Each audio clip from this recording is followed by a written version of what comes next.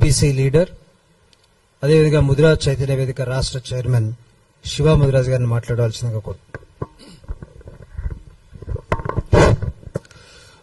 అందరికీ నమస్కారం. ఈ వేదిక మీద ఉన్న పెద్దలకి, అట్లాగే ఈ వీడియో చూస్తున్న ప్రేక్షకులకి అందరికీ. పెద్దలు అందరూ కూడా దాదాపు అన్ని విషయాలు చెప్పారు. నేను ఇందులో ఈ కోకపేట ఏదైతే ఆత్మగౌరవ భవనాలకు సంబంధించిన విషయం ఉందో దాన్ని చాలా సూక్ష్మంగా వివరంగా చెప్పే ప్రయత్నం చేస్తాను. అయితే 2018లో బీఆర్ఎస్ ప్రభుత్వం తెలంగాణలో ఉన్న బీసీ కులాలకి, అంటే సంచార జాతుల్లో బీసీఐలో ఉన్న దాదాపు 25-30 కులాలు కలుపుకొని సంచార జాతులు కావచ్చు, అట్లాగే బీసీలో ఉన్న బలమైన సామాజిక వర్గాలు, ఇట్లా అన్ని కులాలు కలుపుకొని దాదాపు 36 కులాలకి దాదాపు 68 ఎకరాల భూమిని, అంటే ఈ సౌత్ ఇండియాలోనే హైయెస్ట్ రిచెస్ట్ ఏరియా అయిన కోకాపేటలో దాదాపు 13,000 కోట్ల విలువైన భూమిని కేటాయించడం జరిగింది. అయితే 2018లో దీని మీద శంకుస్థాపనలు చేశారు. ప్రభుత్వం అధికారికంగా ప్రభుత్వం నుంచి మినిస్టర్లు రావడం జరిగింది. దాని అంటే కోకాపేటలో శంకుస్థాపన చేయడం జరిగింది. అట్లాగే కోపల్లో రకరకాల ప్రాంతాల్లో ఇవ్వడం జరిగింది. అయితే 2018లో శంకుస్థాపన చేసిన తర్వాత తెలంగాణ బీసీ సంక్షేమ శాఖ 2021 నవంబర్ 7వ తేదీ రోజు ఒక జియో రిలీజ్ చేయడం జరిగింది. ఆ జియోలో ఏముందంటే ప్రతి కులంలో అటు ముదిరాజులు కావచ్చు, మునూరు కాపులు కావచ్చు, గంగపుత్రులు కావచ్చు, లేదంటే కుర్మ సోదరులు కావచ్చు, యాదవులు కావచ్చు, ఏ కులమైనా ఆ కులానికి ప్రభుత్వం నుంచి భూమి కేటాయించినప్పుడు ఆ కులంలో సపోజ్ కుర్మ కులంలో 50 సంఘాలున్నా ఆ 50 సంఘాలన్నీ కలిపి ఒక జేఏసీగా ఏర్పడాలి. ఆ జేఏసీగా ఏర్పడిన వాళ్ళందరూ కలిసి ఒక ట్రస్ట్ గా ఏర్పడడానికి ప్రభుత్వం ఒక జియో రిలీజ్ చేసింది. అయితే ఈరోజు తెలంగాణలో ఈరోజు బీసీ కులాలన్నీ ఇబ్బంది పడుతున్న సమస్య ఏంటంటే ఈ జీవోను బీసీ సంక్షేమ శాఖ నుంచి ఇచ్చిన జీవోను తుంగలు దొక్కారు. ఇక ముదిరాజ్ సంఘానికి సంబంధించి వస్తే 2021లో ప్రభుత్వం జీవో రిలీజ్ చేస్తే 2022లో బండ ప్రకాష్ అన్న గారు ముదిరాజ్ మహాసభ అనే పేరుతోటి అప్పుడు బీఆర్ఎస్ ప్రభుత్వం అధికారంలో ఉంది కాబట్టి ఆయన తనకు అత్యంత నమ్మకస్తులుగా ఉన్న, అంటే తెలంగాణలో 50 లక్షల మంది ముదిరాజ్ బిడ్డల ఎవరైతే ముదిరాజ్ సమాజం కోసం పోరాటం చేస్తున్నారో వాళ్ళ ఎవరు అభిప్రాయాలు తీసుకోకుండా, వాళ్ళతో ఎట్లాంటి నిర్ణయాలు చేయకుండా, ఎట్లాంటి డిస్కషన్స్ చేయకుండా, ఎట్లాంటి మీటింగ్లు పెట్టకుండా అధికారంలో ఆ రోజు ఆయన డిప్యూటీ చైర్మన్ గా ఉన్నాడు కాబట్టి, ఆ రోజు బీఆర్ఎస్ పార్టీ అధికారంలో ఉంది కాబట్టి నేనే రాజు నేనే మంత్రి, ఏదైతే తెలంగాణ రాష్ట్ర ప్రభుత్వం 5 ఎకరాల భూమిని 5 కోట్లు రిలీజ్ చేశారో అది తన కుటుంబానికి లేదంటే తమ పిల్లల భవిష్యత్తు కోసం కేటాయించింది అన్నట్టుగా ఆయన ఒక ట్రస్ట్ ఏర్పాటు చేయడం జరిగింది. ఆ ట్రస్ట్ పేరు వచ్చేసి ముదిరాజ్ డెవలప్మెంట్ ట్రస్ట్. ఆ ట్రస్ట్ కి వాళ్ళు పెట్టుకున్న అడ్రస్ ఏంటంటే వాళ్ళు ఒక ప్రభుత్వ భూమిని దాంట్లో సభ్యులుగా వచ్చేసి నీలరాములు గారు, పల్లా సత్య గారు ఉన్నారు. శాశ్వత సభ్యులుగా వచ్చేసి శాశ్వత ముదిరాజ్ డెవలప్మెంట్ ట్రస్ట్ కి వచ్చేసి దానికి చైర్మన్ గా బండ ప్రకాష్ అని ఉంటే దాంట్లో సభ్యులుగా బల్లా సత్య గారు, నీలరాములు గారు ఉన్నారు. ఇక్కడ ఇంకొక విచిత్రమైన విషయం ఏంటంటే దానికి సాక్షిగా కూడా ఎవరో తెలుసా, బల్లా సత్తా కొడుకు కార్తిక్ గారు అనేసి కరీంనగర్ నుంచి ఉంటే బొక్క శ్రీనివాస్ అనేసి ఒక ముదిరాజ్ బిడ్డ రంగారెడ్డి నుంచి పెట్టుకున్నాడు. ఇందులో 50 లక్షల మంది ముదిరాళ్ళు ఉంటే ఎవరిని సంప్రదించాల, వాళ్ళకి ఎవరైతే అనుచరులుగా ఉన్నారో అత్యంత నమ్మకస్తులుగా ఉన్నారో వాళ్ళ పేర్లు పెట్టుకుని చేయడం జరిగింది. అయితే ఈ ముదిరాజ్ డెవలప్మెంట్ ట్రస్ట్ వాళ్ళు ఏం చెప్తున్నారు, ఇది ముదిరాల కోసం, ముదిరాల సంక్షేమం కోసం ఆ రోజు బీఆర్ఎస్ పార్టీ ఇచ్చింది కాబట్టి ఏదో అందరినీ కలుపుకోవడానికి సమయం లేదు కాబట్టి మేము మాకు అనుచరులుగా ఉన్న వాళ్ళని వేసుకున్నామని చెప్పారు. అయితే ఒక ట్రస్ట్ ఏర్పాటు చేసినప్పుడు ఆ ట్రస్ట్ లో ఎంతమంది అయినా పెట్టుకునే హక్కు ఉంటుంది, అది ప్రైవేట్ ట్రస్ట్ అయినా సరే. కానీ వీళ్ళు ఏం చేశారు, 3 మాత్రమే పెట్టుకున్నారు. మళ్ళీ దానికి పెట్టుకునే అడ్రస్ ఏంది, వాళ్ళు తెలంగాణలో చాలా ప్రభుత్వ భూములు ఉన్నాయి. ప్రభుత్వంలో గ్రామాల్లో మండలాల్లో నియోజకవర్గ స్థాయిలో గత ప్రభుత్వాలు ముదిరాజుల కోసం కేటాయించిన ప్రభుత్వ భూమికి సంబంధించిన చాలా ముదిరాజ్ సంఘ భవనాలు ఉన్నాయి. వాళ్ళ ఆ సంఘ భవనాలకు సంబంధించిన అడ్రస్ పెట్టకుండా వాళ్ళు ఏం చేశారంటే ప్రభుత్వ మెమో సంఖ్య 3676D21 తేదీ 07/09/2022లో బండ ప్రకాశ్ గారు ముదిరాజ్ డెవలప్మెంట్ ట్రస్ట్ ఏర్పాటు చేసుకుని ఆ ట్రస్ట్ కి వాళ్ళ రిజిస్ట్రేషన్ నెంబర్ ఏమని ఇచ్చారంటే 40/2022 లహరి పేర్లి హైట్స్ కత్రియా హోటల్ సోమాజిగూడ హైదరాబాద్ అనేసి ఏదైతే ముదిరాజ్ డెవలప్మెంట్ ట్రస్ట్ ఉందో ఆ ట్రస్ట్ వాళ్ళు పెట్టుకోవడం జరిగింది. అయితే ఇక్కడ ప్రాబ్లం ఏంటంటే అందరూ ఈ ట్రస్ట్ అంటున్నారు. ట్రస్ట్ చేసుకుంటే మరి కుర్మాళ్ళకి సంబంధం, అది కుర్మలకు ఎందుకు ఇబ్బంది అవుతుంది, నాయబ్రాహ్మణులకు ఎందుకు ఇబ్బంది అవుతుంది, యాదవులకు ఎందుకు ఇబ్బంది అవుతుంది, ముదిరాలకు ఎందుకు ఇబ్బంది అవుతుంది? ట్రస్ట్ ముదిరాజ్ పేరు మీద ఉంది కదా, లేదా గౌడ్ల మీద ఉంటుంది కదా, యాదవుల పేరు మీద ఉంటుంది కదా అంటే ఇక్కడే ఉంది. అసలు ట్రస్టుల్లోనే అసలు మొదలపు ఉంది. ఈ రోజు మా బండక ప్రకాశాల గారు ఒక ట్రస్ట్ ఏర్పాటు చేసుకుని ఆ ట్రస్ట్ తో పాటు 5 ఎకరాల భూమి 5 కోట్ల రూపాయలు కూడా కేటాయించడం జరిగింది. అయితే వీళ్ళు ఏం చేసుకున్నారంటే ట్రస్ట్ లో కొన్ని rules and regulations, terms and conditions పెట్టుకుంటారు. ఏదైనా ఒక ట్రస్ట్ కానీ ఒక సంఘం కానీ ఏర్పాటు చేస్తున్నప్పుడు కొన్ని రూల్స్ అండ్ రెగ్యులేషన్స్ అవి మనం రాసుకోవాలి. వీళ్ళు ఏం రాసుకున్నారు ఆ ట్రస్ట్ లో? ఒకవేళ ఈ ట్రస్ట్ లో ఎవరైతే బల్లా సత్య గారు కావచ్చు, నీల రామన్ గారు కావచ్చు, బండ ప్రకాశం గారు కావచ్చు, వీళ్ళు ఎవరైనా చనిపోతే ఎగ్జాంపుల్ నెక్స్ట్ ఆ ట్రస్ట్ బాధ్యతలు ముద్రాజ్ కులానికి రావు. ఆ ట్రస్ట్ బాధ్యతలు ఎవరైతే చైర్మన్ ఉన్నారో ఆ చైర్మన్ కుటుంబ సభ్యులకు వస్తాయి, లేదంటే ఆ సభ్యులకు వస్తాయి.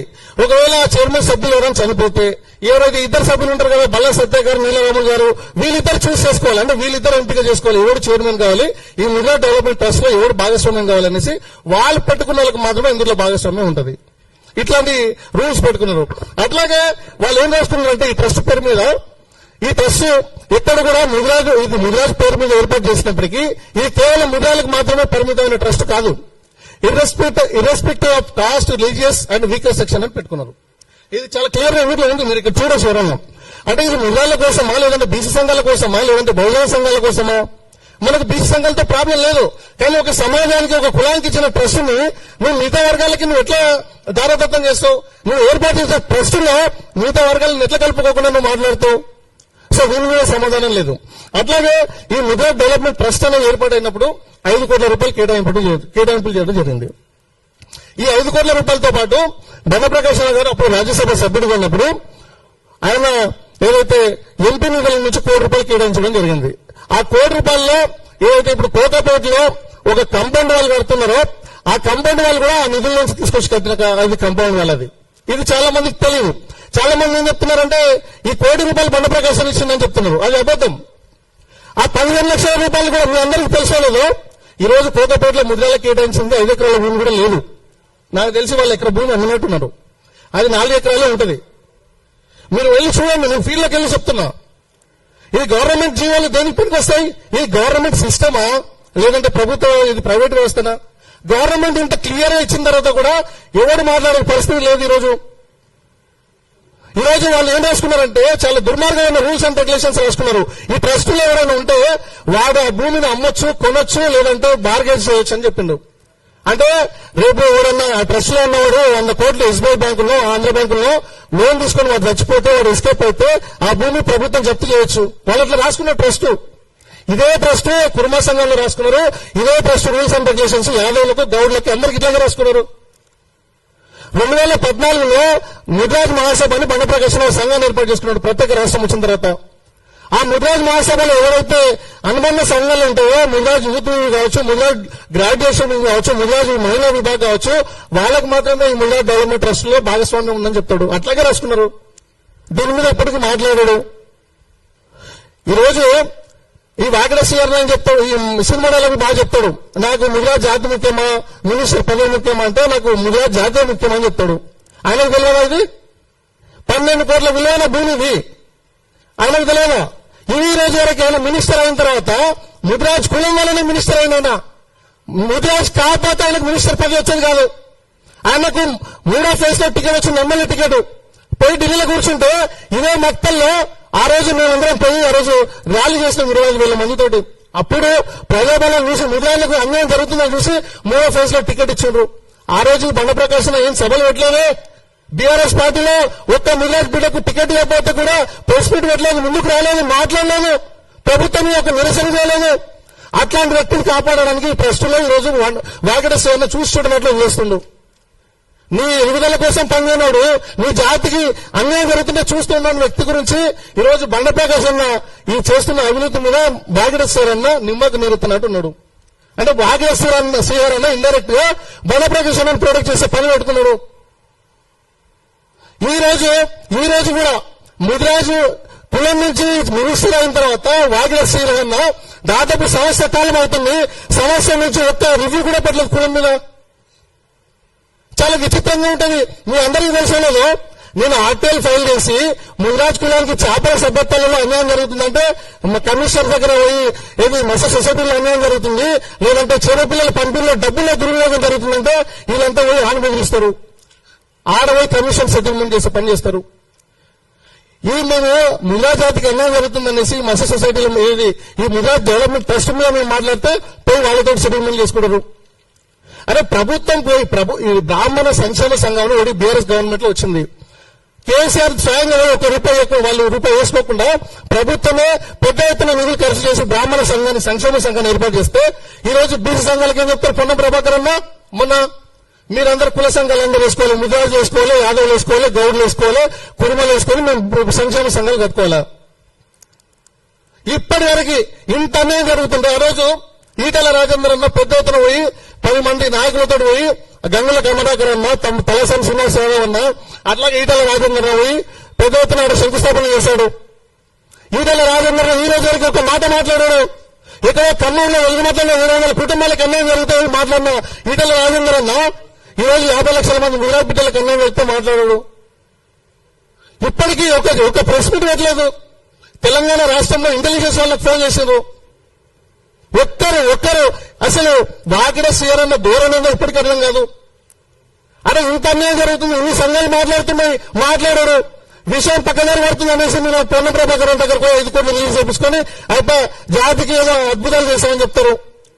ముఠాజ్ కార్పొరేషన్ ఏర్పాటు చేసి ఇప్పటికీ 2023-24 బడ్జెట్ సెషన్ దాదాపు 2 సంవత్సరాలు అవుతుంది. 50 కోట్లు కేటాయించి ఇప్పటివరకు విడుదల చేయలేదు. దాని గురించి మాట్లాడకుండా ఈ 5 కోట్లలో ముష్టేస్తే దాని మీద సప్పట్లు కొట్టిస్తారు మనతోటి. కాబట్టి మేము ఇక్కడ నుంచి చాలా స్పష్టంగా చెప్పదలుచుకున్నాం ఏంటంటే ఆల్రెడీ మేము ప్రభుత్వాన్ని కూడా లెటర్ రాయడం జరిగింది సీఎం గారికి, ఏది ఈ ముజా డెవలప్మెంట్ ట్రస్ట్ ని రద్దు చేయాలని. కాబట్టి మేము ఇక్కడ స్పష్టంగా 3-4 విషయాలు అయితే చెప్పదలుచుకున్నాం. వాకడ సీఆర్ అన్న నువ్వు చాలా పెద్ద అంటే ప్రసంగాలు ఇస్తున్నావు, ఆడబడతాడా ముజా జాతీయ ముఖ్యం అని చెప్తున్నావు, ముజాల కోసమే నేను పనిచేస్తున్నా చెప్తున్నావు.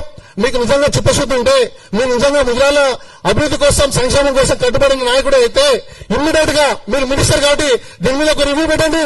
ఒక ప్రెస్ నోట్ రిలీజ్ అయింది. ఈ 5 కోట్లు ఏమో చెప్పండి. అక్కడ 5 ఎకరాల భూమి లేదు, 4.5 ఎకరాలు 4 ఎకరాలు ఉంది. ఎక్కడ పిల్లలు అనుకున్నారా లేదంటే దాన్ని ఏమైనా ఖర్చు చేసినా కూడా దాని మీద ఒక రివ్యూ పెట్టండి. మీరు ఒకసారి సందర్శన చేయండి. ఈటల రాజేందర్ ఎలక్షన్ ఇస్తేనే ముద్రాజ్ బిడ్డ ఎలక్షన్స్ దాటిపోతే మళ్ళీ మేము ఎవరో తెలియదు, మళ్ళీ కరెక్ట్ ఎలక్షన్స్ మీద వస్తాడు. నేను ముద్రాజ్ బిడ్డ నాకు అన్యాయం జరుగుతుంది అంటాడు. 50 లక్షల మంది ముద్రాజ్ బిడ్డలకు అన్యాయం జరిగితే ఈ రోజు కూడా ఒక్కసారి మాట్లాడాడు. ఇట్లాంటి అనేక సమస్యలు ఉన్నాయి. దీని మీద మేము పెద్ద ఎత్తున ఉద్యమం చేస్తాం.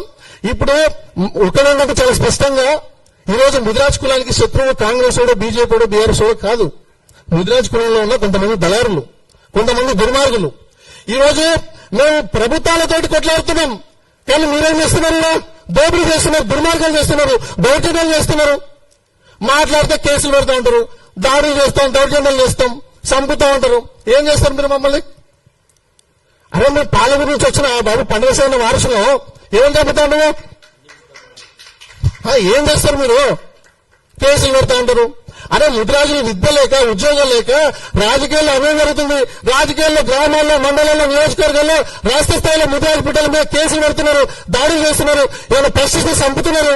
దాని మీద ఒక మినిస్టర్ ఒక రివ్యూ పెట్టుకోడు. కాంగ్రెస్ పార్టీ నాయకులు చంపితే మాట్లాడే దిక్కులేదు. ఎవరి కోసం?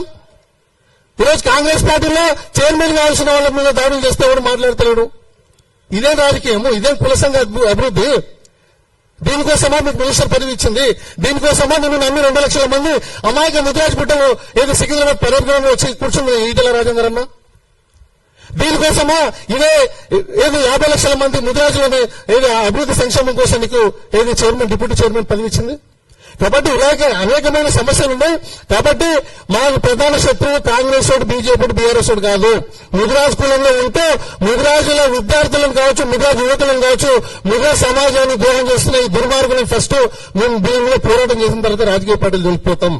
ఇకపై మీరు ఇప్పుడు కానీ స్పందించకపోతే రానున్న ఎలక్షన్స్ లో మా ముదిరాజ్ బిడ్డలకు అన్యాయం జరిగింది, మాకు ఎమ్మెల్యే టికెట్లు ఇస్తలేరు, మాకు ఎంపీ టికెట్లు ఇస్తలేరు, ఎలక్షన్ ముందే చేసి ముదిరాజులందరినీ తీసుకెళ్లి ఓ సభ పెట్టించి ఈ ఓట్లన్నీ నాకే పడతాయి మీ రాజకీయ పార్టీల్లో మీ ప్రాబల్యం చూపించుకునే ప్రయత్నం చేస్తే మాత్రం తరిమి కొట్టే రోజులు దగ్గరనే ఉన్నాయి.